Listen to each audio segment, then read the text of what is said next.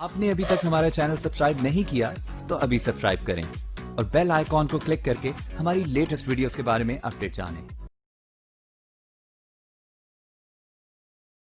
مسئلہ ختم نبوت کی حفاظت کتنی اہمیت کی حامل ہے کہ آقا علیہ الصلوۃ والسلام کے دور اقدس میں پورا دور اقدس جو 23 سال کا دور اقدس ہے، اس پورے دور نبوی میں جتنے غزوات ہوئے، جتنی جنگیں ہوئی، اس پوری جنگوں میں، پورے غزوات میں جتنے صحابہ کرام پورے دین اسلام کے لیے شہید ہوئے، ان کی تعداد 259 ہے۔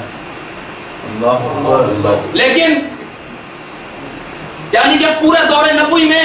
پورے دین اسلام کے لیے جو صحابہ شہید ہوئے ان کی تعداد 259 ہے، لیکن آقا کی ختم نبوت کی حفاظت کے لیے، آقا کی ختم نبوت کی پاسبانی کے لیے جن صحابہ نے اپنی جانوں کا نذرانہ پیش کیا ہے ان کی تعداد 1200 ہے، اور 700 حفاظ قرآن بھی شامل ہیں اور 70 بدری صحابہ بھی شامل ہیں۔ میرے دوستو، اب یہاں پر ذرا ٹھہر کے سوچنا